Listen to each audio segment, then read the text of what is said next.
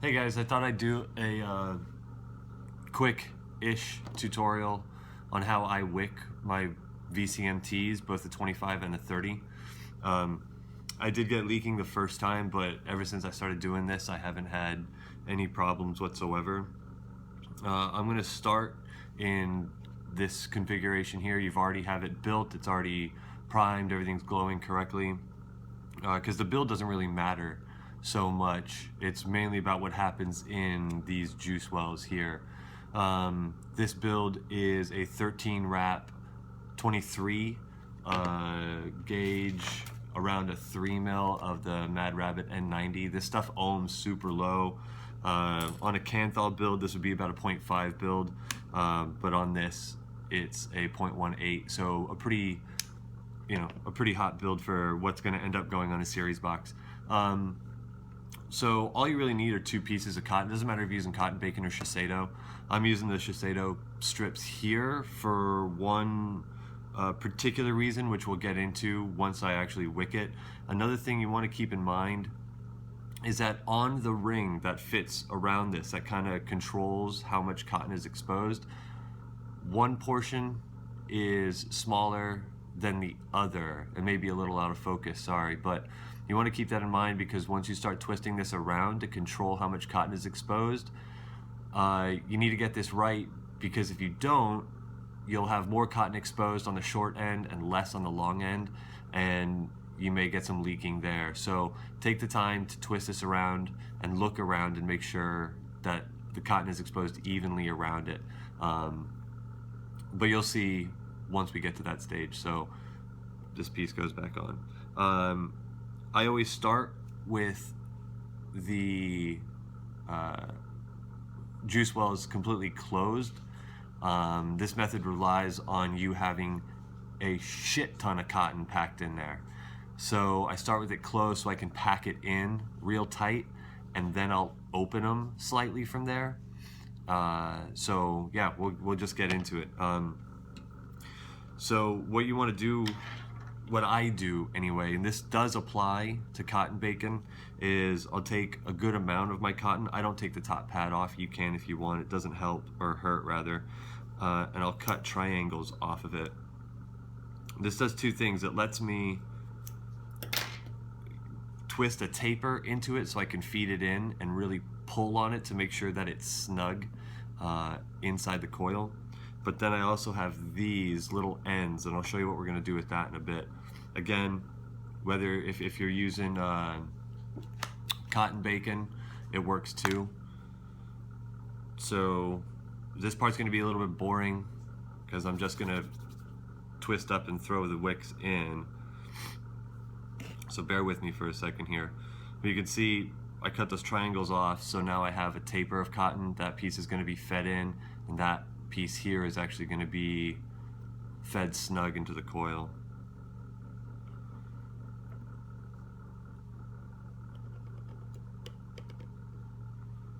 Alright, so there's one. Sorry, I'll try to keep this center. And pardon the voice, I'm getting over a head cold, so I'm sounding kind of stuffed up right now. Alright,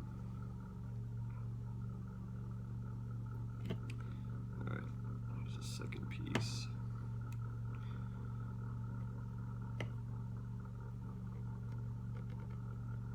And sometimes what I'll do, what you see me doing here, is I'll put my fingernail on the other side of the coil so I can kind of pull in and make sure it's really snug in there. There's separate schools of thought on wicking, and this is not a tutorial about how to wick an RDA, it's how to wick the VCMT. So that's a personal preference, what you guys want to do. How snug it is in the coil is not going to factor in. We're wicking this so that this doesn't leak. So if you like it loose in your coil, make it loose in your coil. That's up to you.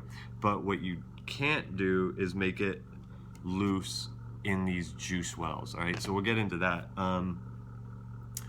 Now what I'll do is do like a dry fit, and I will pack in my cotton into that juice well. just like that. I know I have, there we go. I know I have a lot left to trim off, but what I do is I pack it in here and then I'll pull it out. And it leaves, try to get a good shot of that, it leaves that little kink in the cotton. That lets me know where I need to cut. So hopefully you guys can see that kink there in the cotton. So now I know where I need to cut to make sure that I have the most amount of cotton down in there. And I'll just do that on all 4 sides here. So just stuff cotton in. And really pack it in, because that's gonna be the end result, is that this cotton is really packed in there. But also when you're doing the dry run, if you kind of pansy it up and you just touch it in there, when you pull this cotton back out, you won't be left with that kink and you won't know exactly kind of where to cut. And when in doubt, cut on the far side of the kink, further away from the coil than closer to the coil. If you cut too far into the coil, you're going to be left with a space between the bottom of the juice well and the top of the cotton, and that's going to give you some problems with this method. So cut longer than shorter if you're having a doubt.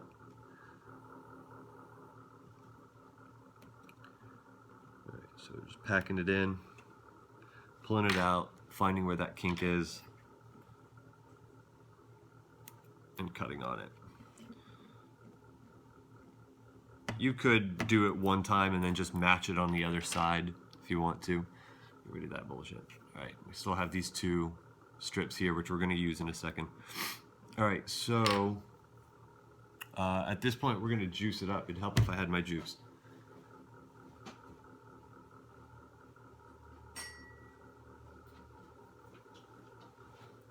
All right, so what I do now is I'm going to start getting this lightly saturated. I'm not gonna do like a final burn saturation on this yet.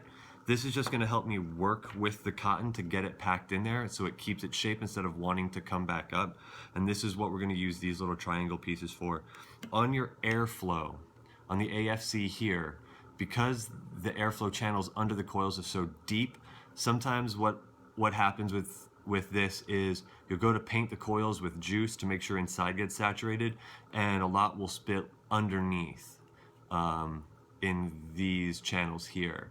So what I do is take these and stuff them in just to catch anything that comes down underneath the coils into the airflow.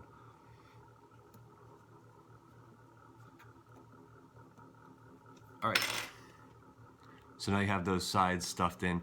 You know, if you don't use that taper method, just, you know, we all have these little pieces of junk lying around. Just put something in there. Just make sure there's something hanging out so you can get it back out, or you have kind of precision tweezers to do it. So, again, I'm not going to soak this right now. The point is not to get a final kind of cotton saturation. It's really just the outer layer and the ends.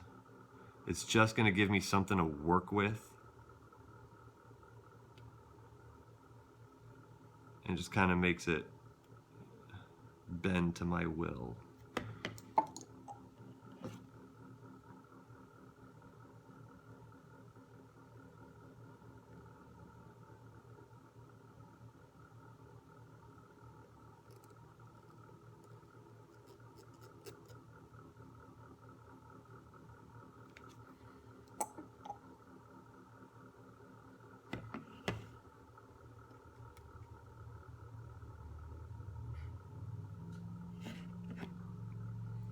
So this method of wicking is kind of dependent, or it really uses the exposure ring, and Anthony will have to correct me on what that thing is actually called, but that's what I'm calling it, to get it to not leak on me at all. That being said, it's you know, this little exposure ring here, in the end it's going to be closed off. Sorry about that, ran out of room. In the end it's going to be closed off a little more than halfway. Right, that's kind of what we're gonna do. So go ahead and close off that exposure ring completely. Right, if there's a juice well, you want it to be closed off, not open a little bit, and start stuffing the cotton into it. Some juice is gonna start pooling out, but we pre-saturated it so that when we stuff it in, it wants to stay there. And it really doesn't matter because this entire area is going to be covered in juice in a second anyway. Okay.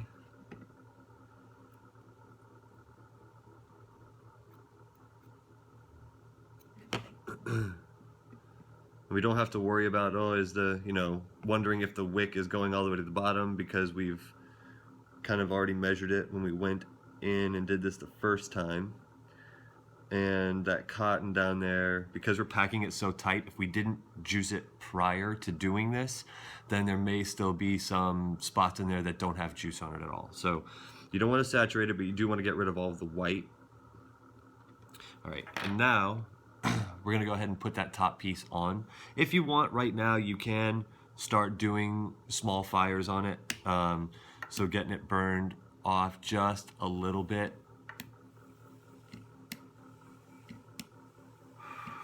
And then going back and juicing it a little bit more. Totally up to you, man.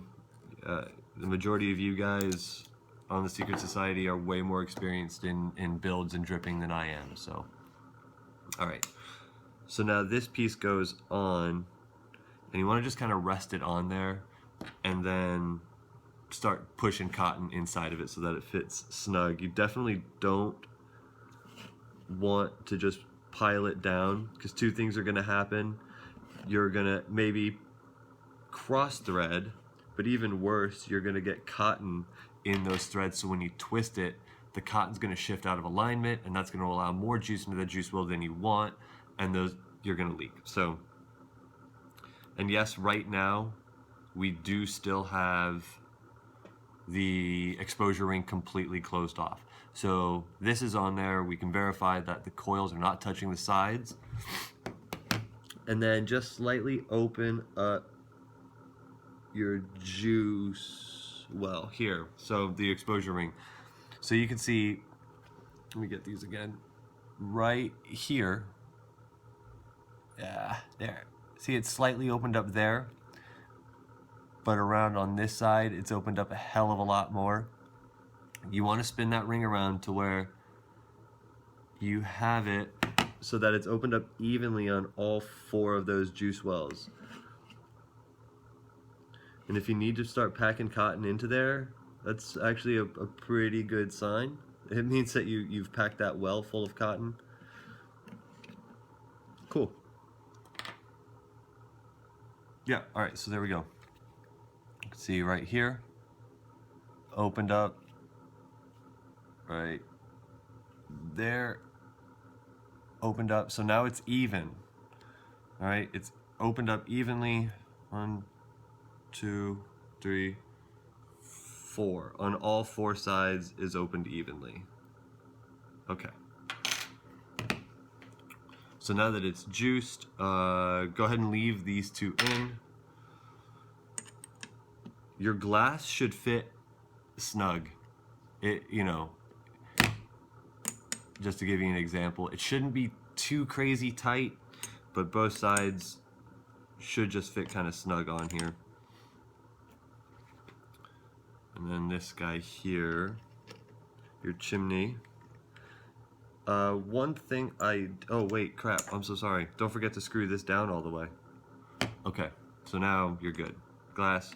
One thing I've noticed is that Dustin Moore's and Matt Cooper's method for wicking works perfectly. I've used it before. I did not get any leaks on it, but I did notice that when I would put my top cap on it, it would create a kind of a vacuum, it would create a pressure, and every time I opened it up to put juice inside the VCMT, I would see air bubbles popping up, and air bubbles going out means too much juice is going in. So this method kind of solves that problem, whether you're using the Delrin or the stainless steel cap. So what you should not see, that being said, is once you start adding juice to this, a buttload of air bubbles coming out. If you see air bubbles, that means the cotton isn't in there enough. So keep that in mind.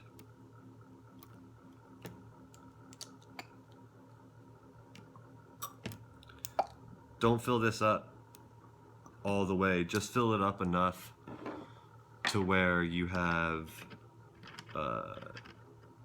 those exposure rings covering, being covered in juice, right? So I'll show you. That's it. That's all you want right now, because if it's gonna leak, you'll see that it's gonna leak. The juice I'm using is an 80/20. So you can still use pretty thick juice. I have run 90/10s in this build, and even though you're only exposing so little cotton, this may not work for chain vapors, people who just vape their face off all day. I will take, maybe every other minute, every 2 minutes I'm hitting the VCMT, so it works fine. I don't get any dry hits. So now we can take it off whatever base, or if you've built on this, go ahead. I'm just gonna clean it up a little bit because we got some juice all over it.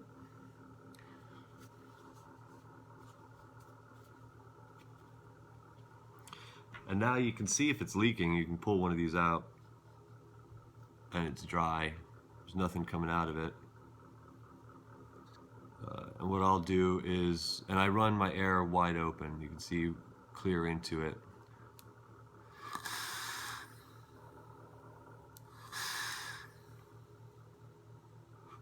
No leaks.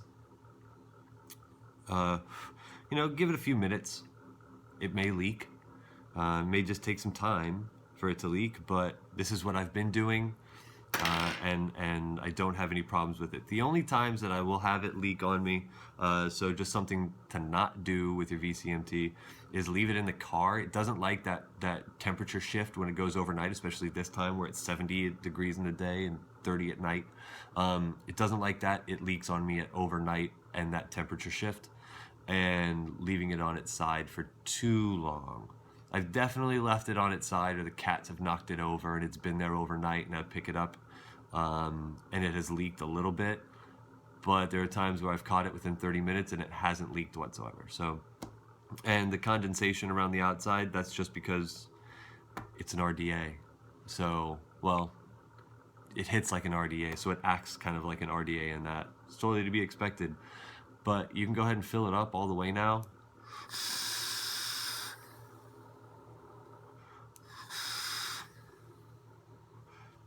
No dry hits and no leaking.